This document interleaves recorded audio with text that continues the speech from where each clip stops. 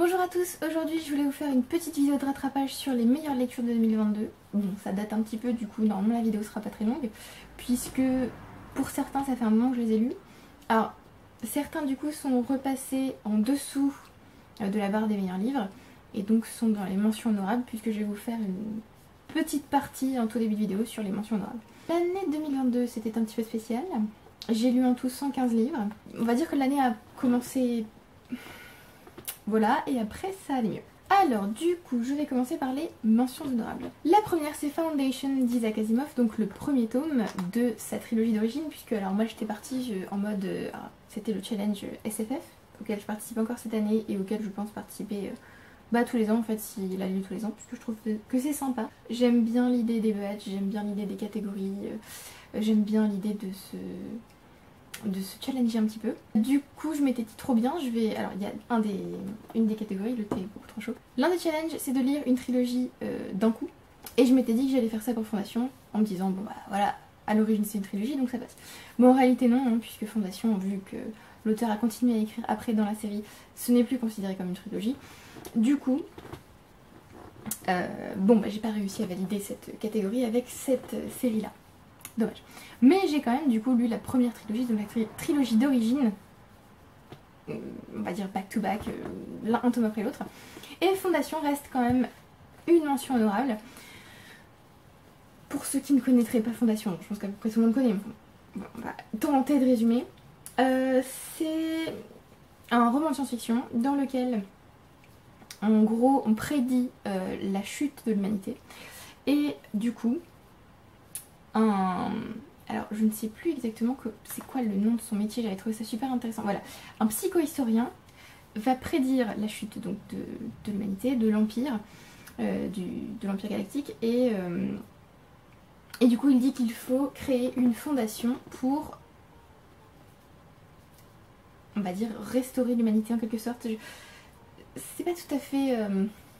tout à fait clair. En fait, moi, en entrant dans le livre, quand je suis entrée dans le livre, j'avais pas relu le résumé parce que je déteste ça, parce que parfois je trouve que ça spoil. Oui, en gros, l'Empire galactique va s'effondrer.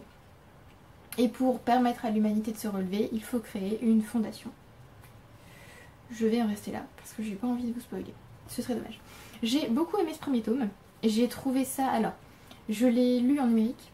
J'ai fait l'erreur pour les 2 tomes suivants de les écouter. Donc de les lire en audiobook.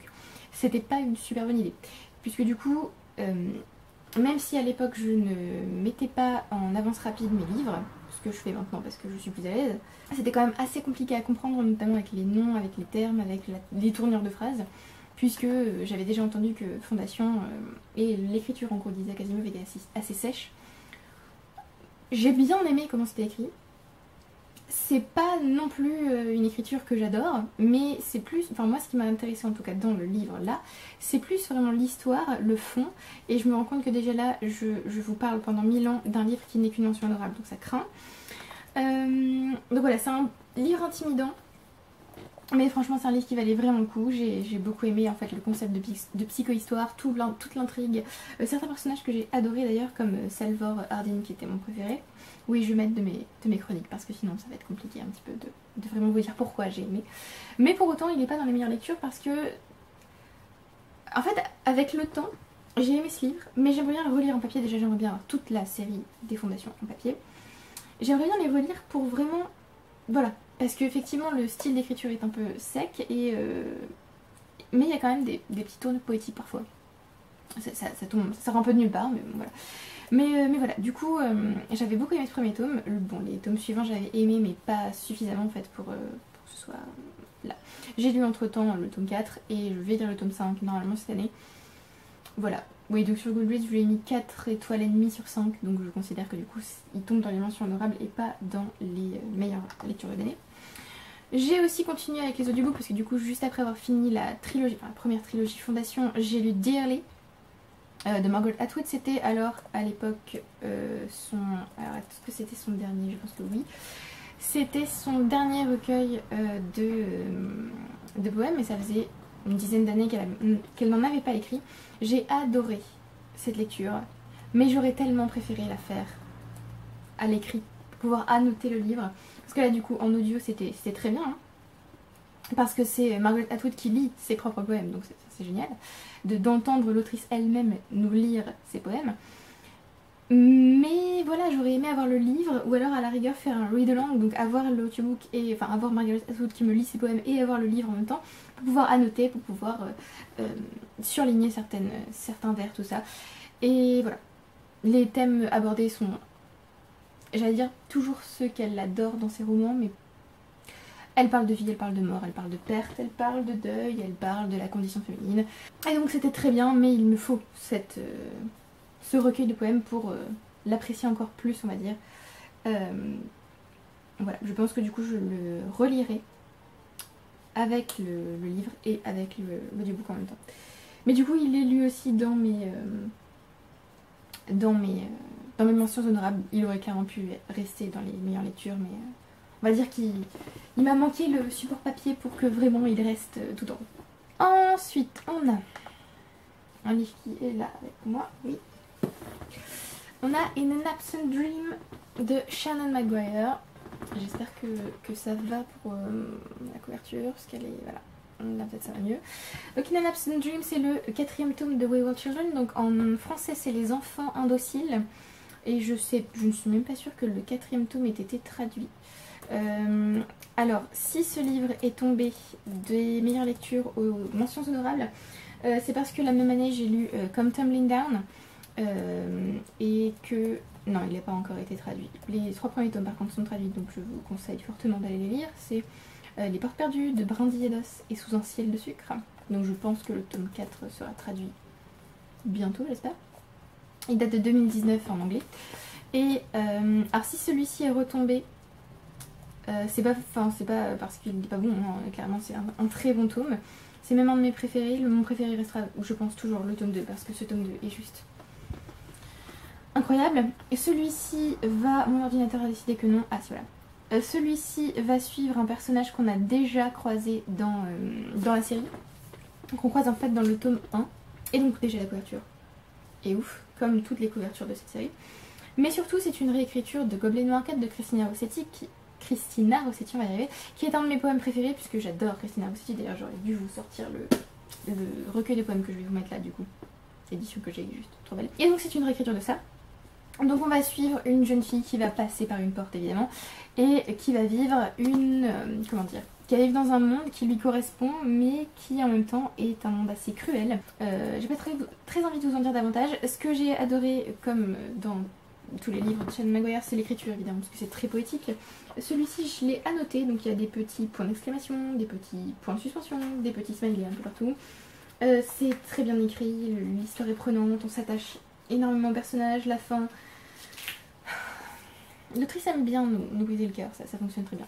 Et donc il y a évidemment les règles du marché Gobelin, je ne vais pas trop vous en dire. J'ai adoré parce que c'était magique, c'était douloureux, c'était beau. Il y a une grosse réflexion autour de la maison, home en anglais, donc du chez-soi on va dire, et de la famille. Et voilà. Je pense qu'il arrive juste après Down Among the Sticks and Bones, dans les meilleurs livres... de l'année. Après je pense que enfin dans les meilleurs livres de l'année, dans les meilleurs livres de Shannon Maguire. Après celui-ci je pense que je l'ai adoré mais je l'ai pas lu à un super bon moment parce que je m'étais dit que c'était voilà, en fait je lisais en même temps, j'écoutais en même temps October Day de Shannon Maguire aussi et vraiment j'ai eu un énorme coup de cœur pour cette série. Du coup voilà, celui-ci retombe dans les mentions honorables. En vrai il mériterait clairement dans les meilleures lectures mais bon voilà. J'espère Candice que tu ne es pas parce qu'il se trouve seulement dans les mentions honorables. Mais je vous recommande vraiment cette série, elle est trop bien. Pour le coup, comme Tumbling Down, qui est le 5e tome, lui n'est pas dans les mentions honorables parce que j'ai pas été déçue par ce livre, mais il était clairement pas à la hauteur des précédents. On va dire qu'il arrive juste avant Beneath the Sugar Sky, qui est mon tome, celui que j'ai le moins aimé pour l'instant. Il faut que je continue la série d'ailleurs parce que j'adore. Et voilà, j'adore cette série. Nous ne sommes qu'aux mentions honorables, ça va être très bon. Ensuite, on a... je pense que c'est... oui, le premier livre en français qu'on a dans la liste, incroyable. C'est Edmond d'Alexis Michalik, qui est une pièce de théâtre du coup. Alors, c'est aussi un film, alors j'ai préféré le film à la pièce de théâtre écrite. C'est pour ça d'ailleurs que le livre est dans mes mentions honorables et pas dans mes meilleures lectures. J'ai lu ce livre d'une traite, voilà, il fallait que je connaisse la fin. Voilà. Alors pour vous situer un petit peu l'histoire, c'est l'auteur, Alexis Michalik, imagine comment Edmond Rostand donc, a écrit Cyrano de Bergerac. Et donc on va suivre la création de cette pièce. Alors c'était incroyable, j'ai très envie de voir la pièce de théâtre en vrai. Le film était...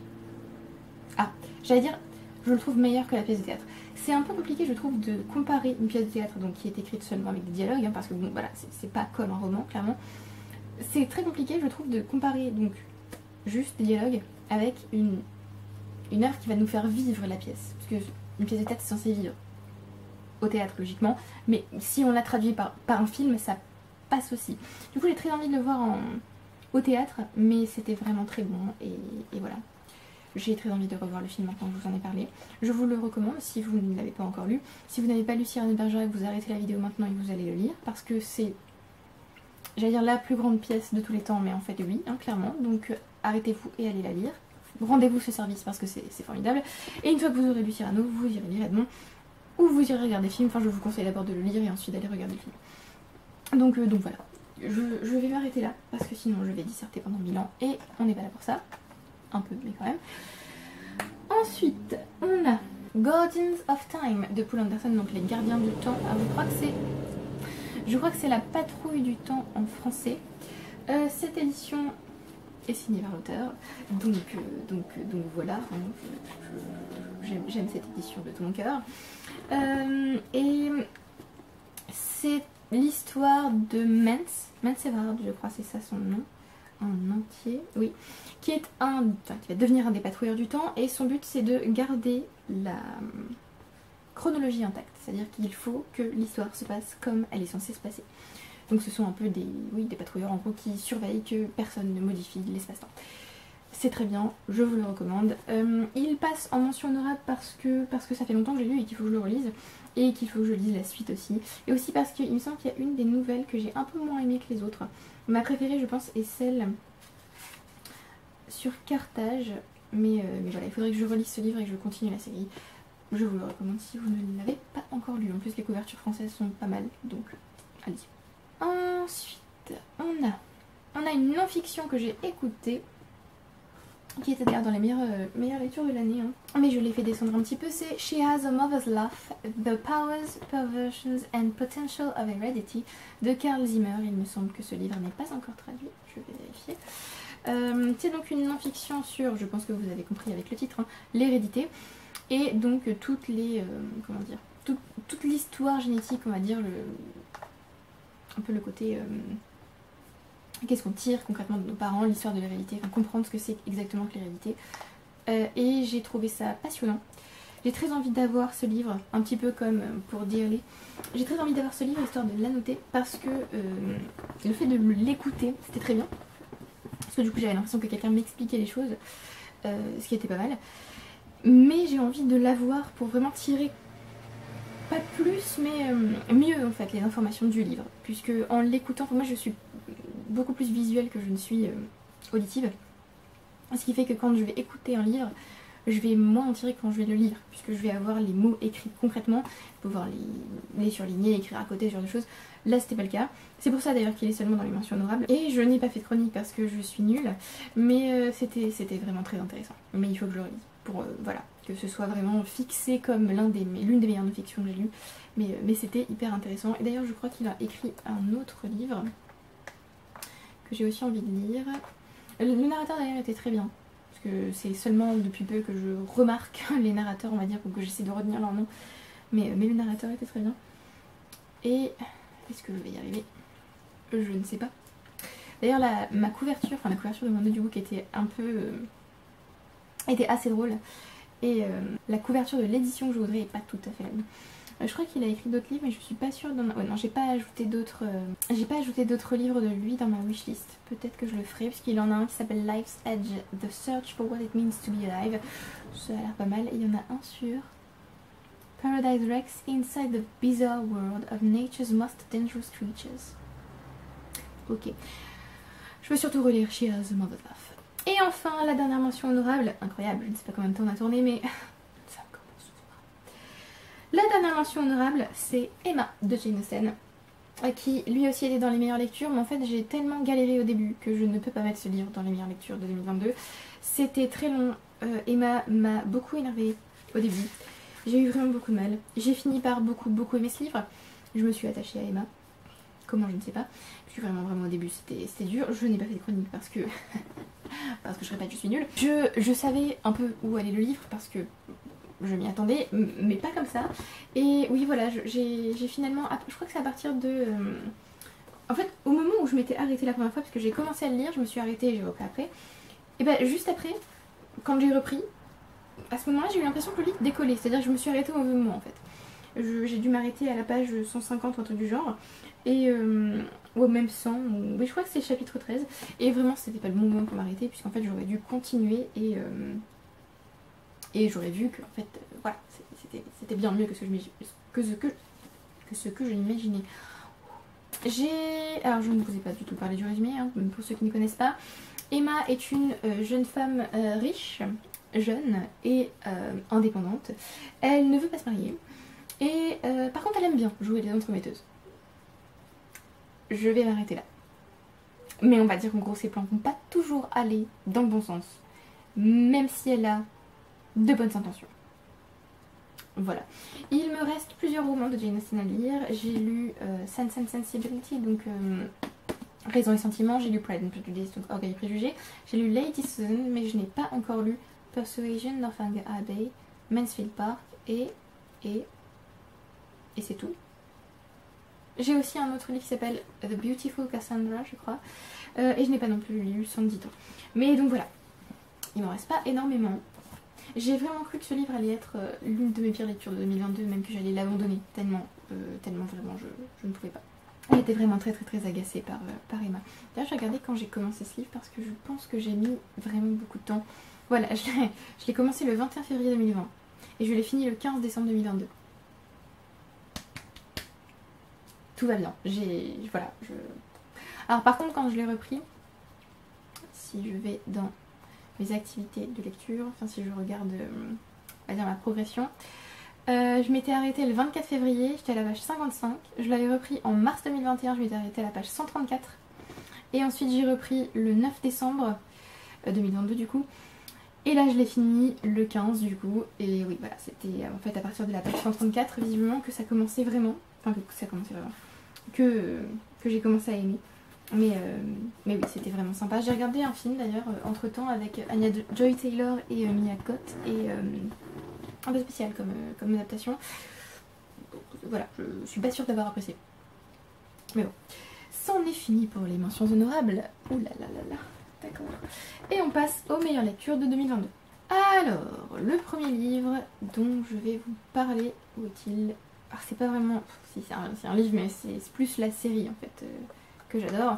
C'est Murderbot de Martha Wells. J'ai lu le premier tome en 2021, c'était donc All Systems Red, je l'ai lu en numérique. Et après j'ai vu que tous les audiobooks étaient sur Scribd, donc je me suis dit let's go, c'est parti, on va tenter de se mettre à l'audio. Depuis, voilà, ça va. Hein. Mais c'est un peu avec Murderbot en fait que j'ai vraiment commencé à apprécier l'audio. Et mon préféré reste le tome 3, Rogue Protocols, parce que, alors je crois que c'est dans celui-là qu'il y a un duo que j'adore de tout mon cœur. Mais vraiment, ce duo, je l'aime. Je crois que c'est lui, je crois que c'est dans celui-là. Je veux pas trop vous en dire parce que, bon, il y a tout un tas de choses qui se passent dans la série des Murderbot, hein. Il y a des tragédies, il y a des personnages qui se rencontrent, des personnages qui se quittent, il y a des personnages qui se croisent. Mais oui, il me semble que c'est là qu'il y a un duo que j'ai beaucoup apprécié. Et voilà. Que vous dire sur Murderbot? C'est une série que je trouve un peu doudou. Alors en anglais, en gros, le nom de la série c'est The Murderbot Diaries. En français c'est Journal d'un assassin. Et en gros, Murderbot c'est un robot du coup, un bot, un Murderbot, c'est-à-dire une machine faite pour tuer. Sauf qu'elle a un dysfonctionnement. Et donc ce dysfonctionnement fait que elle ne pense pas comme les autres machines à tuer. Elle pense, c'est bien le problème.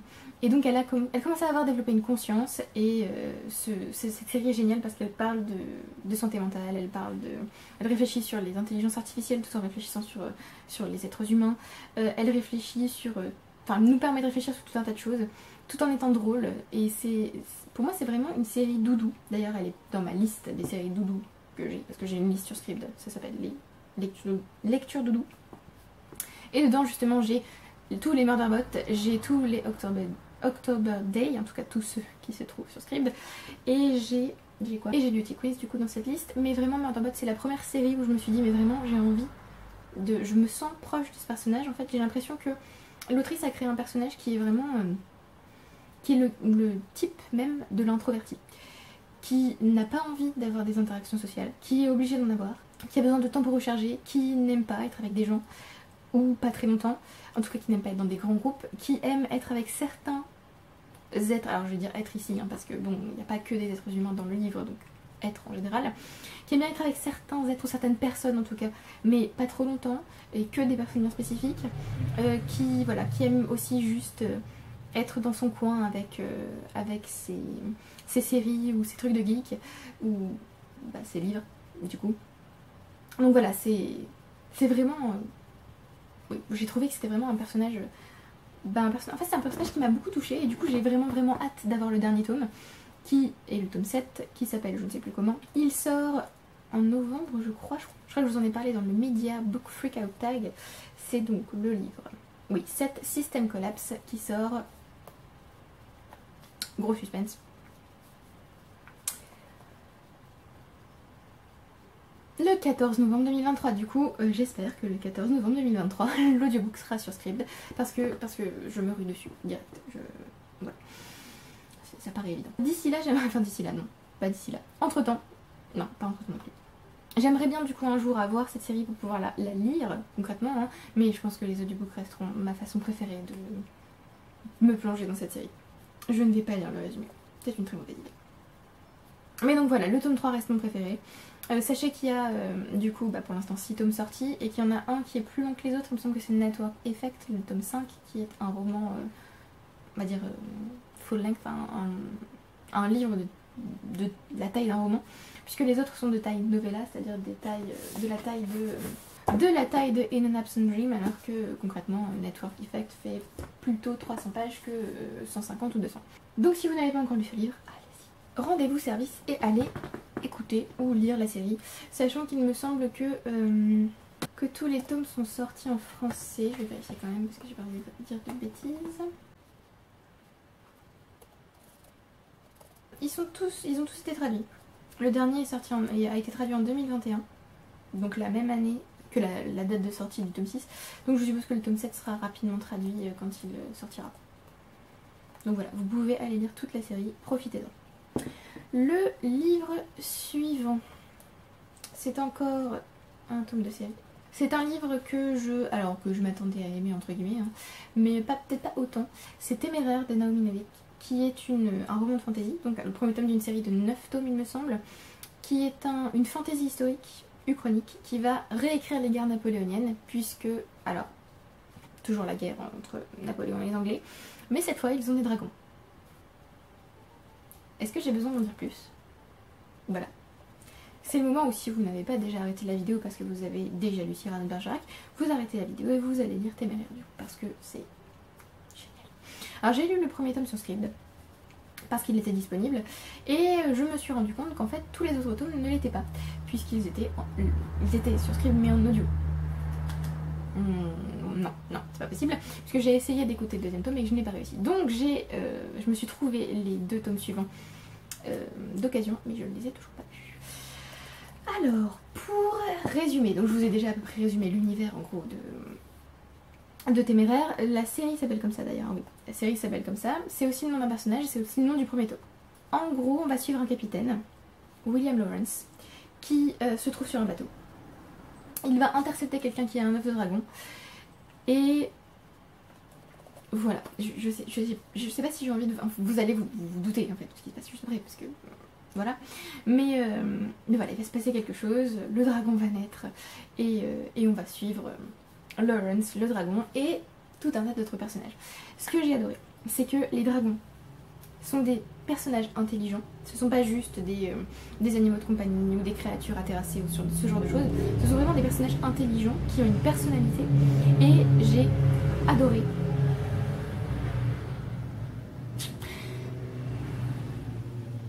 J'ai adoré certains dragons qui vraiment donnent l'impression d'être des...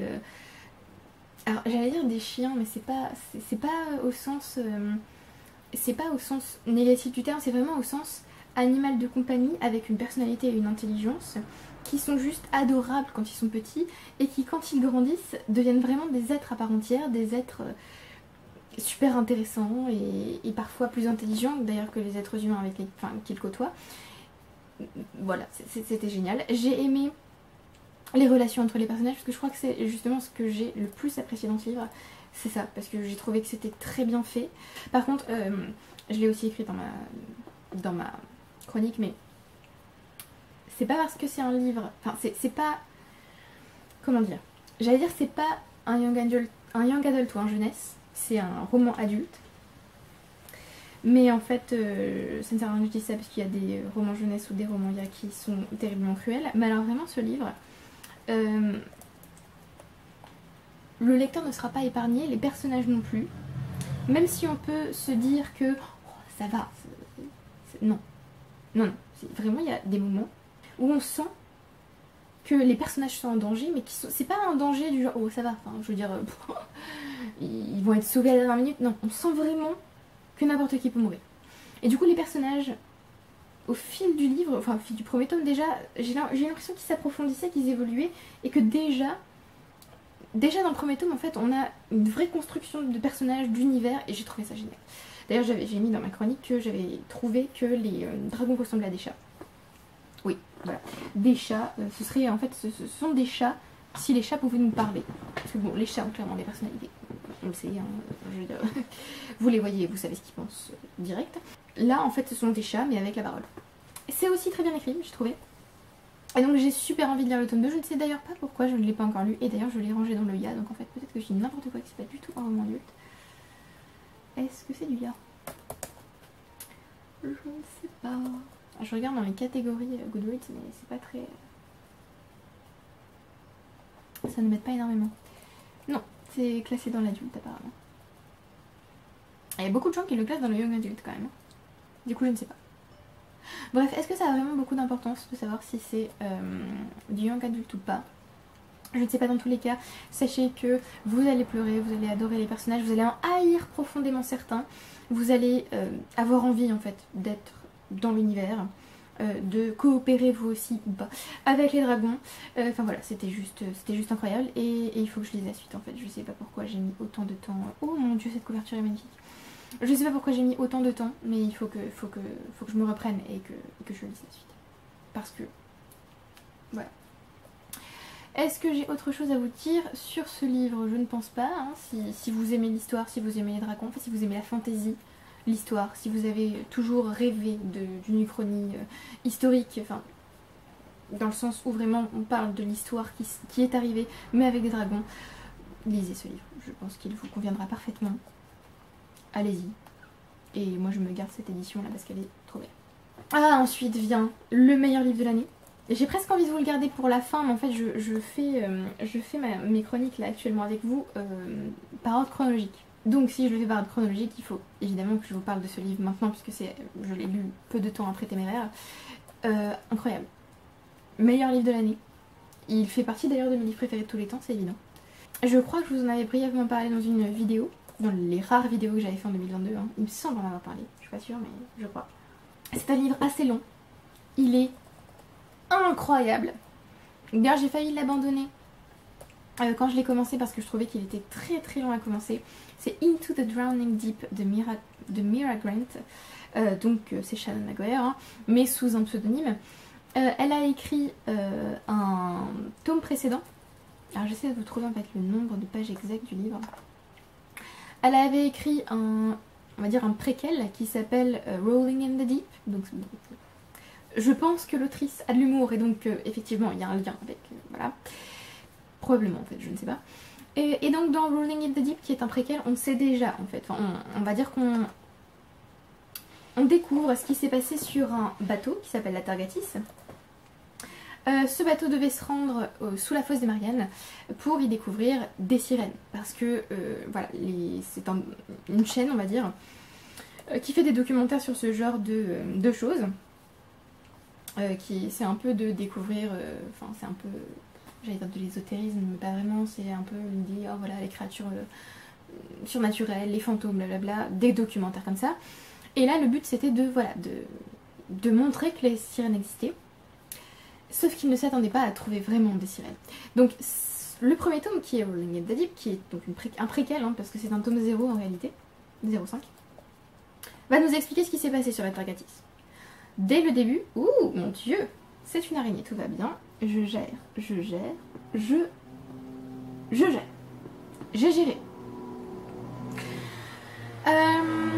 Qu'est-ce que je disais?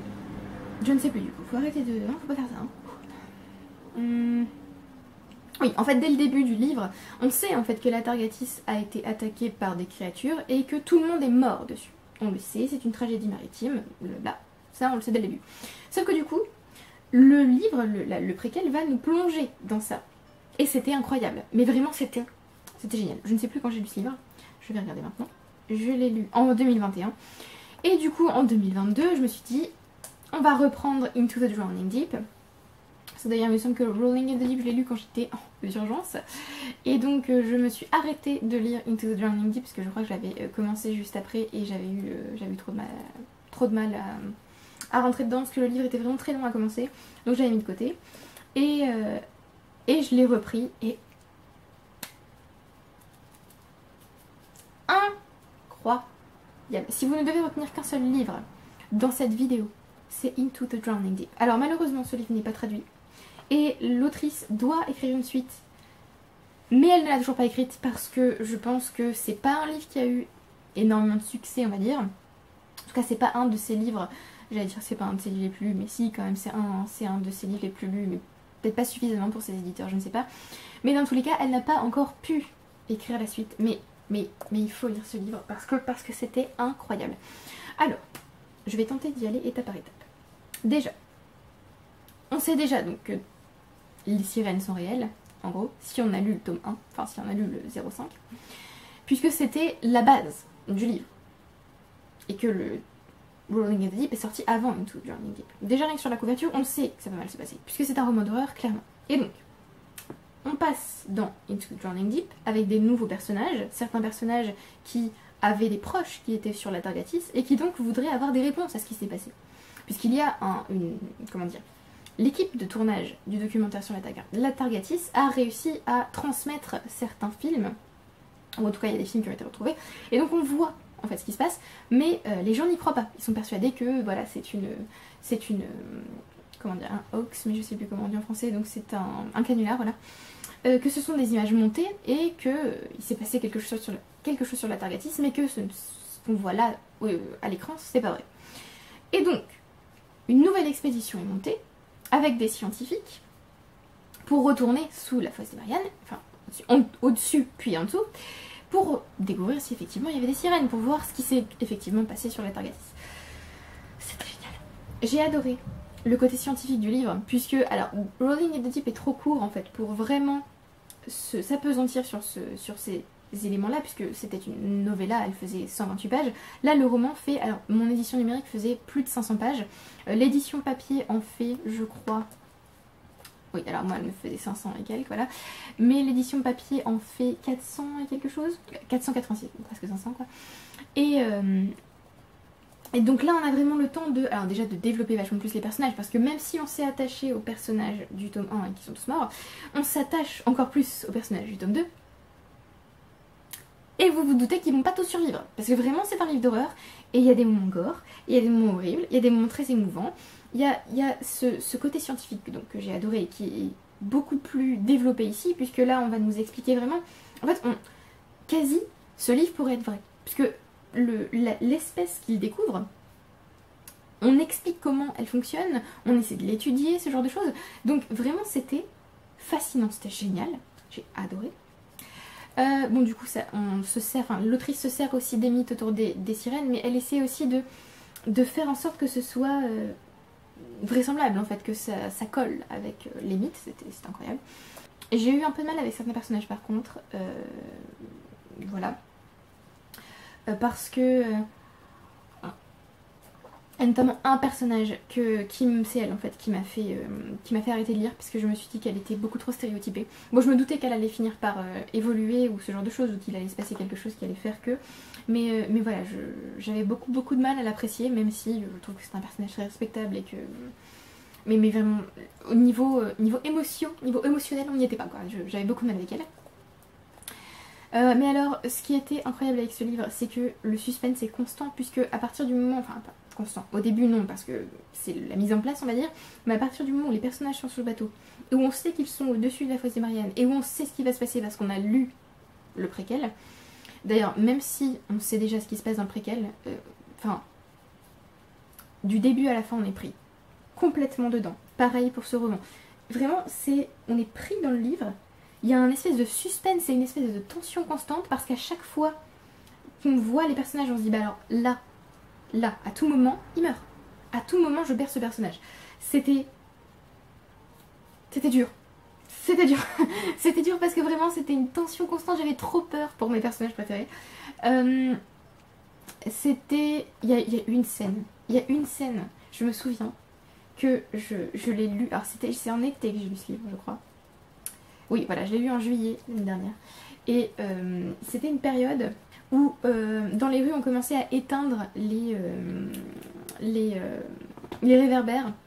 Et donc quand on rentrait, enfin si je rentrais tard chez moi, tout était éteint, tout était vraiment plongé dans le noir. Et je venais de lire cette scène absolument terrifiante. Et donc je suis rentrée, après avoir lu cette scène, je suis rentrée chez moi, genre, je sais pas moi, 2 jours, enfin le lendemain ou le soir même après avoir lu ou je ne sais quoi. Et j'étais dans le noir complet. Et en fait j'ai vécu la scène pendant 30 secondes alors que j'étais dans le noir complet. C'était incroyable. C'était incroyable. En fait quelque part j'avais envie de lire la scène et en même temps j'avais pas envie. Et c'était l'une des meilleures scènes que j'ai lues. C'était... Voilà. Voilà. Alors, la fin. Quoi? La fin. La fin c'était... Mais qu'est-ce qui se passe? Pourquoi? On peut pas arrêter un livre comme ça et après nous dire au fait le 3e tome n'est pas paru. Voilà. Donc, ce livre m'a fait très peur. C'est clairement un roman d'horreur. C'était incroyable. Il faut le lire. C'est aussi de la fantasy. C'est aussi de la science-fiction. C'est incroyable. Je ne sais pas quoi vous dire de plus. En fait, ce que vous ressentez, je sais pas si... Enfin, pour ceux qui jouent aux jeux vidéo, je n'ai pas joué à Metroid Prime Dread parce que je ne joue pas aux jeux vidéo, mais j'adore regarder des vidéos sur les jeux vidéo. Bref. Et j'ai regardé une vidéo sur Metroid Prime Dread. Et il y avait ces passages, en fait dans le jeu vidéo où vous avez vraiment des moments de tension où vous êtes vraiment, il faut que vous sortiez de là. Ce livre procure les mêmes sensations. C'est-à-dire que ce qui se passe, ou même les moments, oui, les moments où vous êtes avec les personnages et vous sentez en fait la tension qui monte, c'est exactement ce que j'ai eu l'impression que ressentait le joueur, ou que moi j'ai à peu près ressenti en regardant la vidéo sur Metroid Prime Dread. Parce que c'est vraiment ce qu'on ressent quand on lit Dread, donc l'espèce de terreur mais qui vous prend et vous ne pouvez plus rien faire. Ça fonctionne à merveille, c'est génial, c'est formidable. D'ailleurs on est encore en été, profitez-en, lisez ce livre, parce que du coup bah, c'est le moment. En plus pour le challenge SFFF en août, tout le mois est régi par la mer ou ce genre de choses. C'est le moment pour lire ce livre. Lisez-le. Lisez-le. Et d'ailleurs, plus vous le lirez, plus il y aura de retours et plus rapidement on aura la suite. Voilà, merci. Je veux la suite. J'en ai besoin pour vivre correctement. Donc voilà, donnez-moi la suite. C'était le meilleur livre de l'année. Voilà, on arrête la vidéo là. Du coup, je pense que je ne trouverai jamais de livre aussi bon qu'Into the Drowning Deep dans ce type... enfin voilà, dans ce genre. J'ai essayé la même année de lire Into the Deep, donc de Sophie Grisel, qui était nominée pour le PLIB. J'avais vraiment hâte de lire ce livre. J'ai été très déçue parce que j'ai trouvé qu'il y avait des choses qui ressemblaient beaucoup à Into the Drowning Deep sans être à la hauteur. Donc forcément, grosse déception pour ce livre. Mais Into the Drowning Deep est incroyable. On va s'arrêter là. Allez, parler d'autres livres parce qu'il nous en reste beaucoup à évoquer et la vidéo est déjà très longue. Ensuite, l'un des meilleurs livres de l'année, Prosperine, virgule point et la phrase sans fin de Laure Dargelot, qui est donc le gagnant du PLIB 2022. J'ai failli dire 2023, mais non, c'est 2021 d'ailleurs. c'est le gagnant du prix 2021. Attendez que je vous retrouve ma chronique. Je me suis depuis procuré ce livre en papier, j'ai rencontré l'autrice, je l'ai fait dédicacer et je l'ai prêté à une amie parce qu'il faut qu'elle le lise parce qu'il est incroyable. Pour résumer, en gros, c'est un monde dans lequel, pour chaque livre, va vivre au pied de ce livre ou dans le texte, au pied du texte, un village. Alors je prends celui-là parce que voilà, mais imaginez ce livre. Pour entretenir le texte, il y a un village qui va, on va dire, rénover le texte quand il lui arrive, je sais pas, quand une phrase tombe en ruine ou ce genre de choses. C'est exactement l'univers du livre. Et donc, Demi-mot est un village qui est à la limite d'un texte, comme tous les autres villages. On va suivre Prospérine, qui est une virgule point, mais qui n'a pas voulu en fait entretenir le texte, elle est fleuriste. Et il va y avoir un événement dans son village. Elle va mener l'enquête entre guillemets. Et voilà, je vais en rester là, on va dire qu'il y a effectivement une histoire de phrase sans fin puisque ce village est un petit peu particulier. La dernière phrase du texte n'est pas terminée. Je m'arrête là. Voilà. J'ai adoré ce livre. J'ai adoré ce livre. C'était génial. Alors à l'origine je ne voulais pas le lire parce que je n'étais pas très intéressée. La couverture déjà, alors je trouvais la couverture très très classe, mais je m'étais dit, je ne sais pas, j'ai peur en fait que ce livre ne soit pas du tout quelque chose qui m'attire en fait. Et puis j'ai lu le résumé et je me suis dit non mais en fait ça va être très bien, ça va être très bien. J'étais pour autant pas, c'était vraiment pas un des livres qui m'intéressait le plus pour le Plic 2022 et pour autant c'était un de mes énormes coups de cœur de l'année et j'ai voté pour lui, il a gagné, il était incroyable. Alors, tout est génial dans ce livre. L'écriture est incroyable. L'autrice fait des jeux de mots tout le temps, enfin jeux de mots. Pas forcément des jeux de mots, mais en fait, elle joue avec la grammaire, avec la syntaxe, elle joue avec la typographie, elle joue avec la police d'écriture, elle joue avec après tout ce qui est littéraire dans le texte. C'était génial. Les personnages sont top. J'ai adoré Prospérine, j'ai adoré Héloïse. Meilleur personnage, Héloïse. Meilleur personnage. Et j'ai aussi beaucoup aimé Ernest, qui, alors, ne fait pas de grandes apparitions, enfin je veux dire il n'est pas hyper présent, mais pour autant je l'ai trouvé adorable. Mais vraiment Héloïse, c'est la meilleure. Voilà. J'ai pas envie de trop vous en dire, mais vraiment l'univers est incroyable et tourne autour de la littérature. Et on a une petite enquête et voilà, c'était génial à lire. C'était, il n'y a pas de temps mort, mais c'est pas pour autant effréné au sens où le lecteur n'a pas de moment de repos. On joue aussi avec les stéréotypes littéraires, du coup, comme je le dis, on joue avec tout ce qui est littérature. Hein. C'était génial. Et l'atmosphère est très cosy. Parce que du coup, c'était ça aussi qui me faisait peur avec le livre. Je m'étais dit, vu la couverture, ça va être très très doux. Et j'avais peur que ce soit trop doux. Et non, c'est juste ce qu'il faut. Donc voilà. Du coup, même si c'est très cosy, comme je l'écris là du coup, les personnages ne sont pas pour autant à l'abri. C'est-à-dire que on sait qu'il peut quand même se passer des choses. Alors on n'est pas au niveau de Into the Drowning Deep où n'importe qui peut mourir à n'importe quel moment, mais on sent quand même qu'il y a vraiment un mystère et qu'il y a vraiment un danger. Ce qui fait que le livre se tient en fait. À aucun moment le lecteur se dit oh non mais ça va, enfin je veux dire tout le monde va survivre et tout va bien se passer et voilà. Non vraiment il y a quelque chose qui fait que on a quand même peur entre guillemets pour les personnages jusqu'au bout. C'était trop bien. Trop bien. Et donc là à la fin je note, même si j'ai deviné, ça n'a absolument pas gâché ma lecture, c'était incroyable. Je vous le recommande si vous ne l'avez pas encore lu. J'ai pleuré à la fin parce que, évidemment, et voilà, puisque les meilleurs livres sont les livres qui me font pleurer, bien sûr. Bon, à part Into the Drowning Deep, je suis pas sûre d'avoir pleuré, mais c'était tellement intense que, voilà. Alors là, il y en a quelques-uns que j'ai en papier. Le suivant, c'est une non-fiction, c'est Shirley Jackson, A Rather Haunted Life de Ruth Franklin, que j'ai mis 1000 ans à lire. C'est une autobiographie, pas du tout. C'est une biographie de Shirley Jackson, donc ça nous raconte sa vie. Alors c'est une non-fiction avec des photos. Alors, attendez, hop. Voilà, des photos. J'ai annoté le livre, j'ai beaucoup de choses. Comment dire, voilà. Voilà, ce livre était très long à lire mais incroyable. Je crois qu'il n'est pas encore traduit parce que Shirley Jackson n'est pas une autrice très... Alors c'est pas qu'elle n'est pas très connue, mais c'est qu'elle n'est pas énormément lue en fait en France, ce qui fait que bon déjà certaines de ses œuvres ne sont pas traduites, donc une biographie d'elle c'est pas encore le cas non plus. C'était incroyable. Voilà.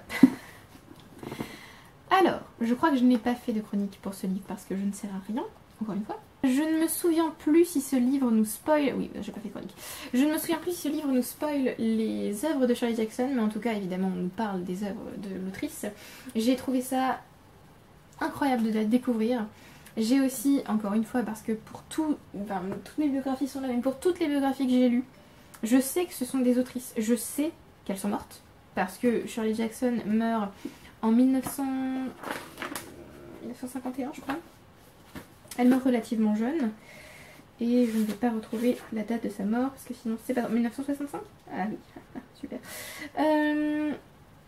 Oui, je crois qu'elle est morte en 1965 du coup. Donc elle meurt relativement jeune, en tout cas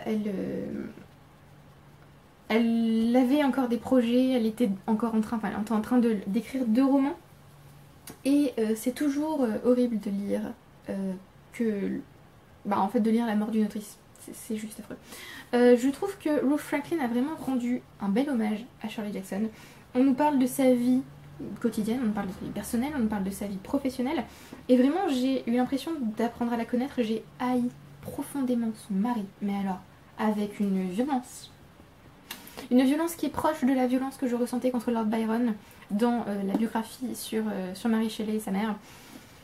Voilà, je l'ai haï pendant un moment, je l'avoue. J'ai adoré qu'on ait, au fur et à mesure de la biographie, des photos d'elle, des photos de sa maison, des photos des personnes qu'elle a côtoyées. Voilà, hop. J'ai trouvé ça incroyable. Et donc, comme je vous le dis, je ne me souviens plus si ça spoil, mais ce que je sais, c'est que vraiment c'était... Je suis entrée dans sa vie. Ça se lit pas tout à fait comme un roman parce que c'est assez dense comme lecture. Je crois que j'ai mis bien 2 semaines, 3 semaines à le lire. Donc je m'arrêtais régulièrement parce que, bon voilà, c'est écrit petit en plus, hein, je sais pas si vous vous rendez compte, mais bon, voilà. Mais c'était incroyable. Donc si vous avez envie de... si vous lisez en anglais et que vous avez envie de découvrir un peu Shirley Jackson, d'ailleurs c'est elle aussi qui m'a... comment dire, qui m'a poussée à reprendre l'écriture parce que elle... la biographe nous explique que Shirley Jackson avait des enfants, qu'elle travaillait et qu'elle devait s'occuper du coup de son foyer. Je crois qu'elle avait 4 enfants. D'ailleurs, il y a une photo de ses enfants avec elle à un moment donné, je trouvais ça adorable. Et elle avait très peu de temps pour écrire en fait, et elle s'arrangeait parfois, bon, quand elle recevait des gens, parce que son mari était professeur, quand il recevait des gens, parfois elle s'éclipsait de la pièce pour écrire 2 pages. Elle revenait, ce genre de choses. Enfin, voilà, elle m'a donné envie de reprendre l'écriture et je me suis dit que c'était possible d'y arriver quand même. Une petite carte de tarot. Vous verrez, ça revient plus tard voilà. Et du coup, voilà. Donc j'ai adoré cette biographie. J'ai pas énormément de choses à en dire, hein, c'est juste... j'adore en fait lire la vie d'autrice. Ça m'inspire et en même temps, enfin, je trouve qu'elles sont tellement courageuses, enfin, je les admire. D'ailleurs, je crois qu'en 2022, je n'ai pas lu de roman de Shirley Jackson. Honte à moi. J'en avais lu l'année d'avant. En décembre, j'avais lu Hang the Man. Mais là, cette année, je pense que je n'en ai lu aucun. Donc l'année prochaine, il le faut. Un livre qui aurait pu être une mention honorable, mais je vous ferai peut-être un bilan de l'année 2022 plus tard. Ou alors je vous ferai ces livres dont je ne vous ai pas parlé, mais dont il faut que je vous parle. Le livre suivant, je l'ai aussi ici, c'est The Poetry Pharmacy Returns, More Prescriptions for Courage, Healing and Hope, édité par William Segal. C'est un recueil de poèmes. Hop, voilà, je vais tenter de vous en montrer un. Voilà, c'est un recueil de poèmes, en fait, c'est une... comment dire, c'est un peu de la bibliothérapie, c'est-à-dire qu'au lieu de vous prescrire un livre pour aller mieux ou qui va traiter entre guillemets votre problème ou qui va évoquer votre problème, là on va vous prescrire un poème. Par exemple ici la condition, c'est le problème, c'est les dilemmes romantiques. Ça fonctionne aussi pour le fait de se sentir divisé, la peur de l'amour, l'hésitation à aimer, l'incertitude en amour et le fait de trop penser en amour. Et donc on vous vous introduit en fait le poème ou le problème, ou un petit peu les deux en fait, et ensuite on vous donne le poème. Et j'adore ce genre de livre, je trouve ça génial. J'aime beaucoup en fait l'analyse littéraire, et là c'est pas de l'analyse littéraire, c'est vraiment plus vous avez tel souci, je vous propose de lire tel poème parce que ça va vous aider, ou en tout cas ça va résonner avec vous, ça va vous dire quelque chose. Et voilà, j'allais dire que ce sont les meilleurs types de livres, mais il y a tellement de meilleurs types de livres, n'est-ce pas? Là par exemple, l'un de mes préférés, c'est celui qui est prescrit pour le fait de faire ce qu'on appelle du second guessing, c'est-à-dire toujours se remettre en question. Il fonctionne aussi pour l'indécision, le fait de vivre dans le passé, le fait de spéculer à propos du passé ou le fait de regretter. Et le poème qui est prescrit, c'est The Road Not Taken de Robert Frost. Enfin, dans le poème, on nous parle du coup de deux routes et je vous laisserai le lire, vous verrez. C'est un de mes poèmes préférés, je pense, il est vraiment très beau. Donc voilà. Si vous n'êtes pas très poésie, parce que je sais que bon, la poésie, c'est pas forcément ce que les gens préfèrent. C'est-à-dire, il me semble, le genre le moins apprécié. Parce que c'est considéré comme difficile, hermétique, compliqué. Peut-être tenter un de ces recueils. Je ne sais pas, enfin je suis sûre que celui-là n'est pas traduit en français. Mais si vous tentez de vous mettre à l'anglais ou ce genre de choses, pourquoi pas essayer. Vous pouvez aussi essayer d'en trouver en français. Je pense que c'est une très bonne idée en fait pour se mettre petit à petit à la poésie. Puisque comme il y a une espèce de... Alors pas de notice, enfin pas d'explication, parce qu'en fait le but de celui qui fait l'édition de William Sigurd, c'est pas de vous expliquer le poème en fait. C'est juste de vous dire, vous avez du mal avec telle chose, bah moi je vous propose de lire tel poème parce qu'il va vous toucher parce que vous êtes dans cette situation. Et je trouve que ça fonctionne très bien. Donc je vous recommande de tenter. Alors ça c'est le tome 2 puisqu'il y avait, vous vous doutez puisque c'est Poetry Pharmacy Returns, il y avait un tome 1.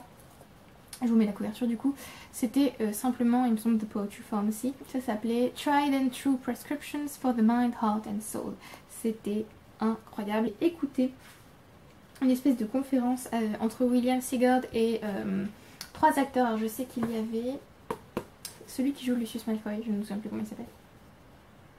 Et il y avait aussi Helena Bonham Carter.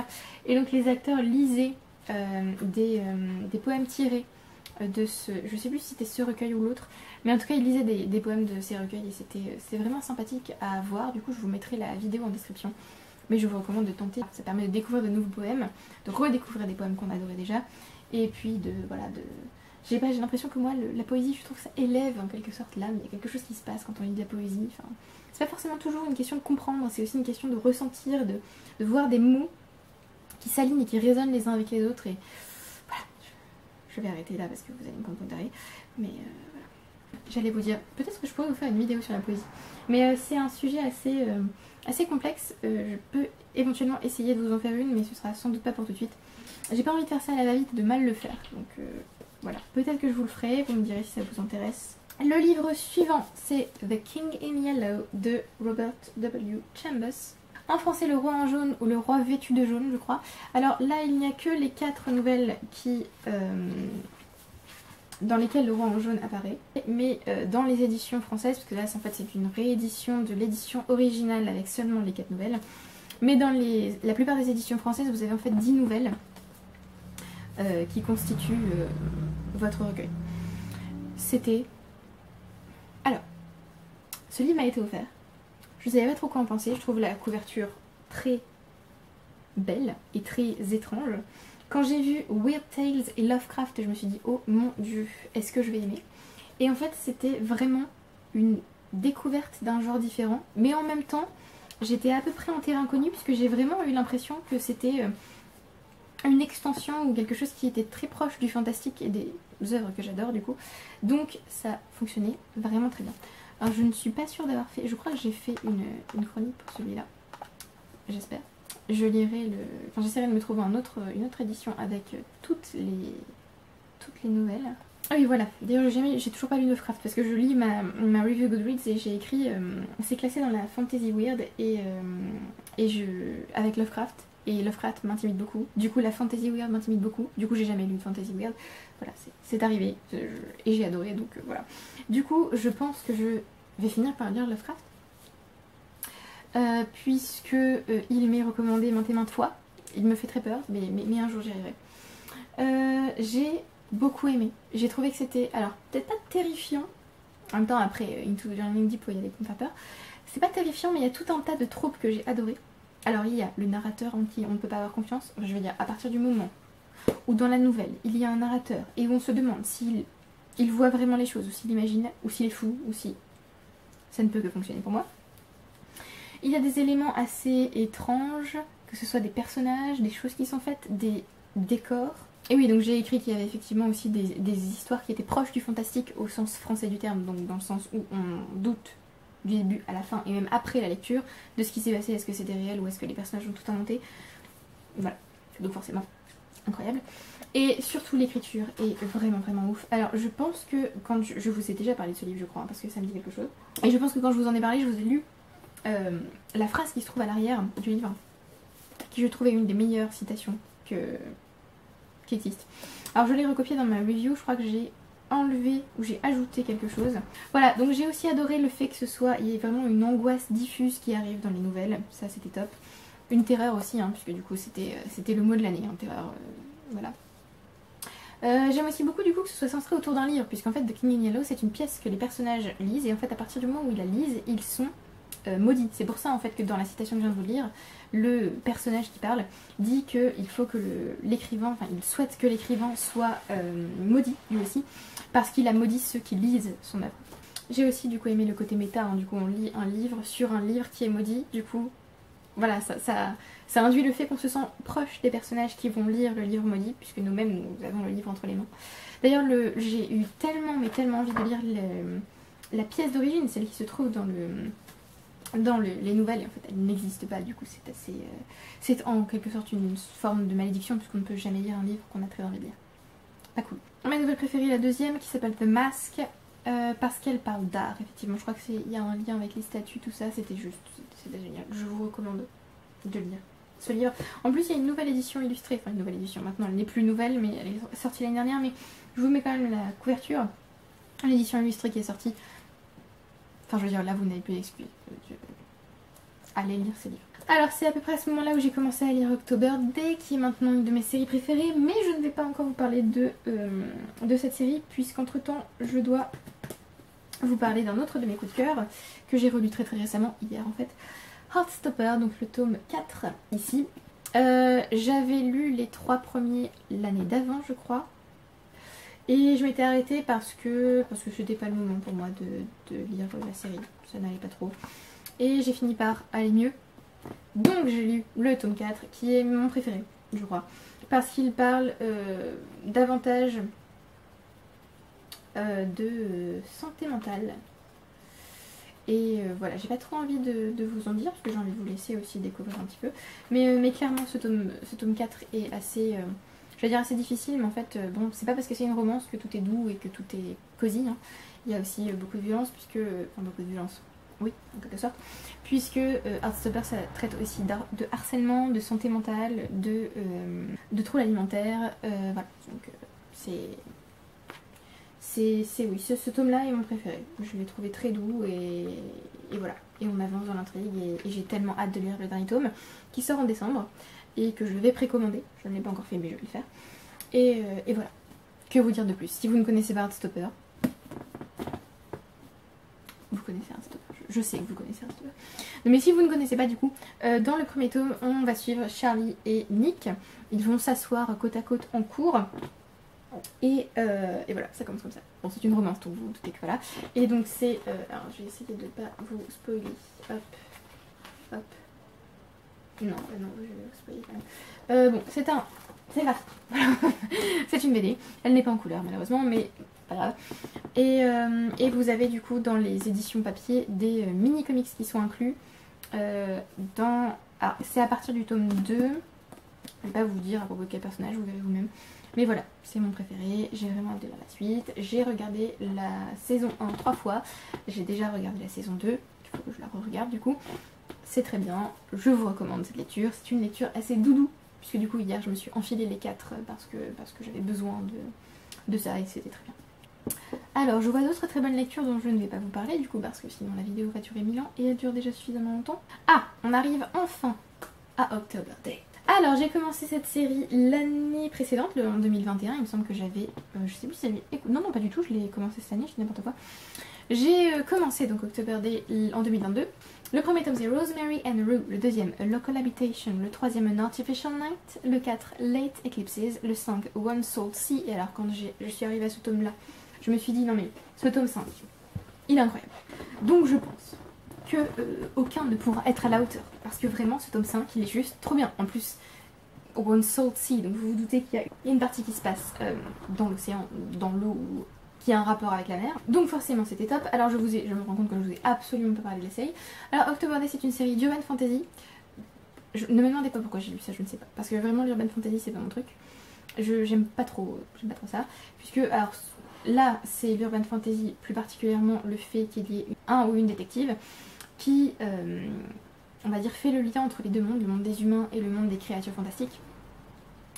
Et voilà, c'est ça en gros l'urban fantasy. En tout cas, dans une définition assez courte et assez resserrée, c'est à peu près ça. Et donc c'est pas trop mon truc parce que souvent dans l'urban fantasy, il y a des histoires d'amour et ce genre de choses et voilà. Et c'est pour ça aussi, je vous en ai parlé dans le Media ou Freak Out Tag, que j'ai tenté une autre série d'urban fantasy par Shannon Maguire, donc Encrypted, avec le tome 1 Discount Armageddon, et cette fois non, parce que vraiment le côté roman c'était très très cringe et vraiment pas mon style. Là, dans October Day, ça n'a rien à voir. October Day, c'est juste incroyable. Alors, les premiers tomes sont pas incroyables, mais c'était nouveau pour moi parce que j'avais jamais lu d'urban fantasy. Mais alors, celui dont je vais vous parler, c'est Ashes of Honor. Celui-là, c'est le tome 6. Je pensais avec le tome 5 qu'on ne pouvait pas faire mieux. On peut. Ashes of Honor, c'était le meilleur.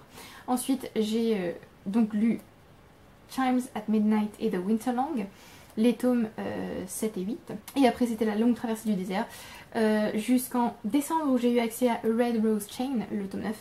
Mais vraiment, le meilleur de l'année, c'était Ashes of Honor. Je ne peux pas vous dire pourquoi, parce que c'est le tome 6, donc je vais vous spoiler, donc je ne peux rien vous dire. Mais sachez que l'univers est top. Les personnages sont incroyables. Au fur et à mesure des tomes, comme il y a énormément de tomes dans ce genre de série, on va s'attacher aux personnages qui vont former une espèce de tribu, une espèce de famille, une famille choisie du coup. Trop bien. Moi et la romance, on n'est pas très potes. Vous le savez, dit la fille qui a inclus Heartstopper dans ses meilleures lectures de 2022. Mais vraiment, la romance, il faut qu'elle soit d'une certaine façon pour que je l'apprécie. Il faut qu'il n'y ait pas certains tropes. Il faut que, voilà, je suis très difficile en romance et donc je finis par en fait ne pas en lire puisque ça m'agace. Voilà. J'aime bien quand il y en a parfois dans mes romans, mais il faut que ce soit particulièrement bien fait. Et j'aime bien les romances classiques, par exemple dans les Jane Austen. Mais sinon, j'ai beaucoup de mal. Ici, la romance. J'étais tellement avec eux. J'étais tellement derrière, en mode pop-up girl, en mode allez, allez-y, c'est bon, allez, on y va. Mais vraiment, c'était totalement ça. Alors que si on compare avec Discount Armageddon, là vraiment c'était mais qu'est-ce que vous faites? Mais c'est non. C'est non. C'est non. Là vraiment, j'étais à fond. Donc je ne peux que vous recommander cette série.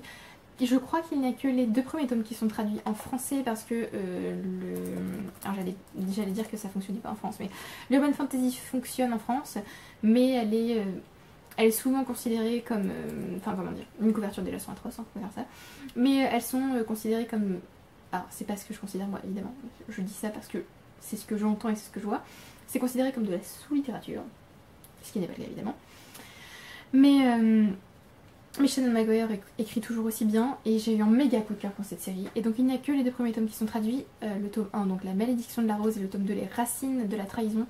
Mais voilà, je vous recommande tous ces livres, ils sont formidables. Et j'ai malheureusement en fait les audiobooks ne sont plus disponibles à partir du tome 12, voilà le tome 12 est le dernier tome qui a été enregistré. Le tome 13, The Unkindest Tide, en plus ça a l'air d'être sur un bateau. Vous vous foutez de moi, vraiment c'est... Donc The Unkindest Tide n'a pas l'air d'avoir été enregistré. Je vais vérifier quand même parce que peut-être que maintenant c'est le cas, je ne sais pas. Mais voilà, c'est incroyable. Les audiobooks sont géniaux. J'adore la narratrice, je l'aime d'amour. Voilà. Et d'ailleurs je crois que c'est Marie Robinette Kowal qui est la narratrice, c'est-à-dire l'autrice, enfin une autrice de science-fiction qui a l'air incroyable mais que j'ai toujours pas lu parce que... Voilà, je vais tenter de trouver le top 13. Peut-être qu'on va découvrir qu'il a maintenant été enregistré. Oh Dieu, c'est formidable. Ah, je fais du suspense. Oh mon Dieu, c'est écrit Audible. Je vais de ce pas me rendre sur Audible.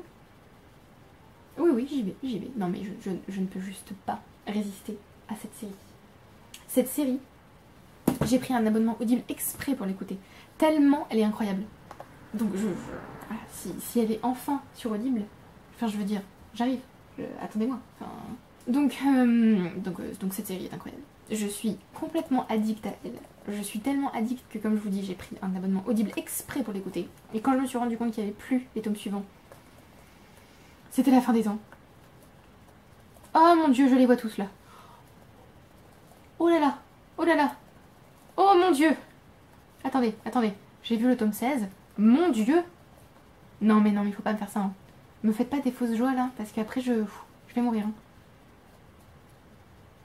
Bon alors par contre les tomes 17 et 18 évidemment ils sont pas encore enregistrés. Mais je vois les derniers tomes, il me les faut. Je vais donc revérifier s'ils sont dessus.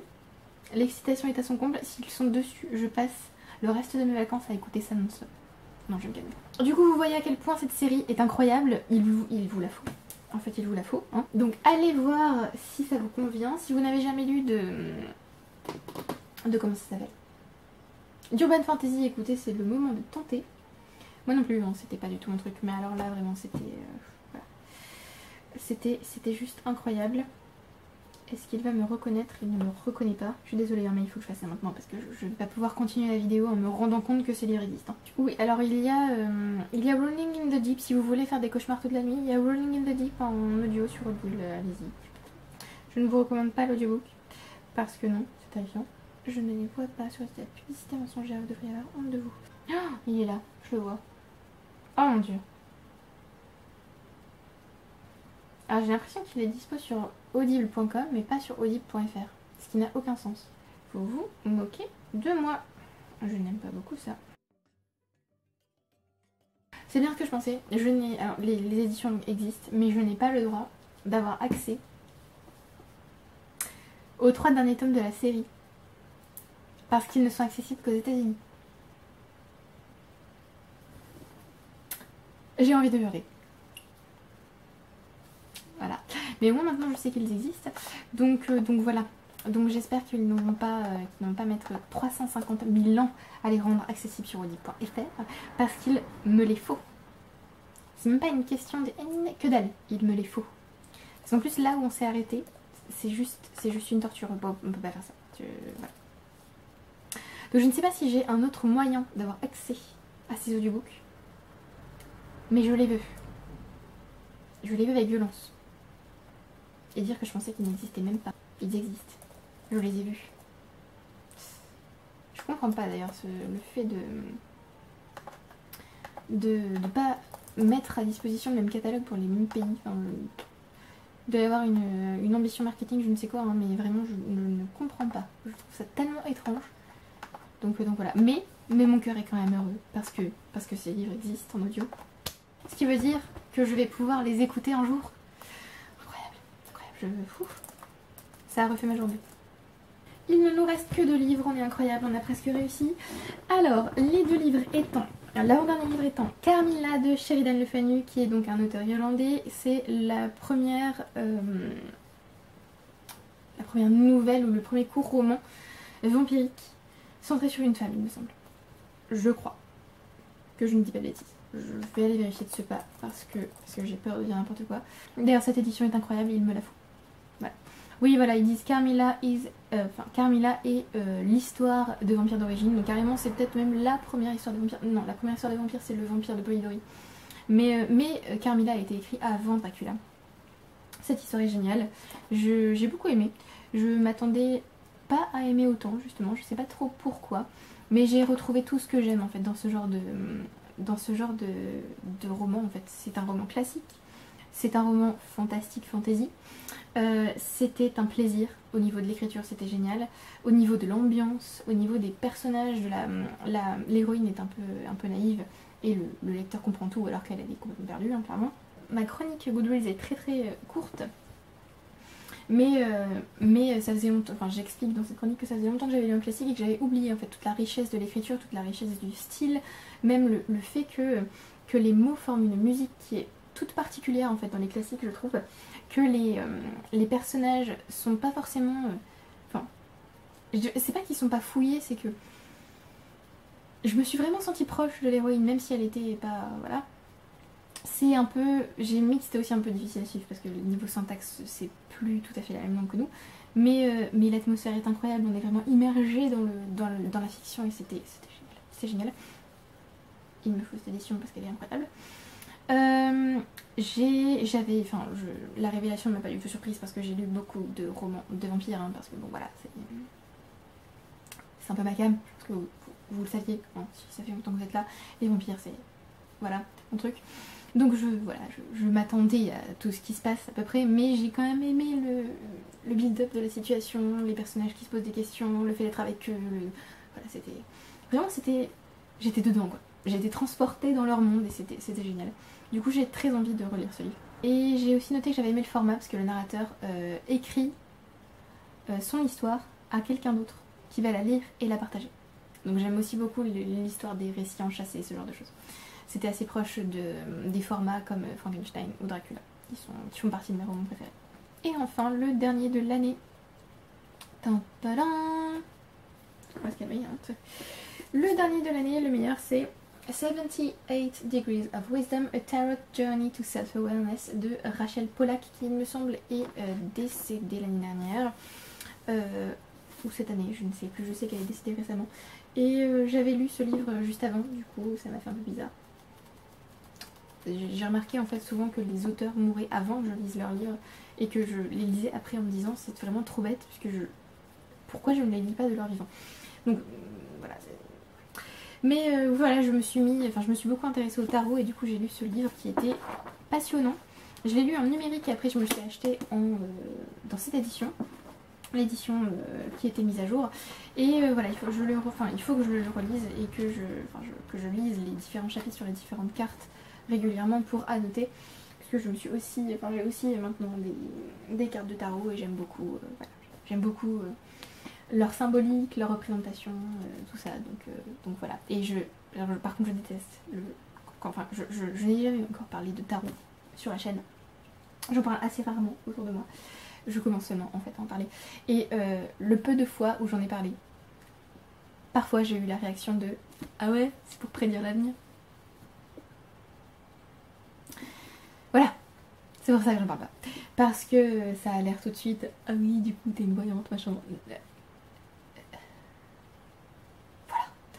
Donc voilà, j'adore l'idée du tarot, ce que ça symbolise, ce que ça représente, les arcanes majeures, les arcanes mineurs, les lectures de cartes, les tirages, tout ça. Je trouve ça passionnant, mais je déteste le côté très stéréotypé enfin, comment dire, la façon dont les gens réagissent quand on parle de tarot. Donc voilà, s'il vous plaît, ne réagissez pas comme ça. Mais voilà, ce livre était incroyable, si vous avez envie de le lire, n'hésitez pas. D'ailleurs, il a été traduit en français celui-là. Sous le titre, c'est pas écrit sur Livre Addict parce que voilà, mais je crois qu'il a été traduit. En tout cas, il y a plusieurs livres de Rachel Pollack qui ont été traduits. Et voilà, je vous le recommande fortement. Et c'est tout pour cette vidéo, nous avons réussi à la terminer, c'est incroyable. On a mis 1000 ans, mais on a réussi. Elle fait 350 heures. Voilà. Non, en vrai, ça fait quand même longtemps que je tourne, donc bon, je vais un petit peu mettre longtemps à la montée, c'est pas grave. J'espère que vous avez apprécié la vidéo, merci de l'avoir regardée jusqu'au bout. Merci à ceux qui aiment, qui commentent et qui s'abonnent. Si vous avez lu certains de ces livres, n'hésitez pas à m'en parler. Si vous avez envie de les lire, n'hésitez pas à me le dire. Si vous avez des choses à dire sur ces livres, n'hésitez pas, hein, dans le respect de tous, toujours évidemment. Mais voilà, si vous avez aussi des questions ou ce genre de choses, je suis là pour y répondre aussi. Et voilà. Donc on se retrouve bientôt pour une prochaine vidéo. Cette fois ce sera les meilleures lectures de 2023 jusqu'à maintenant. A bientôt, bye.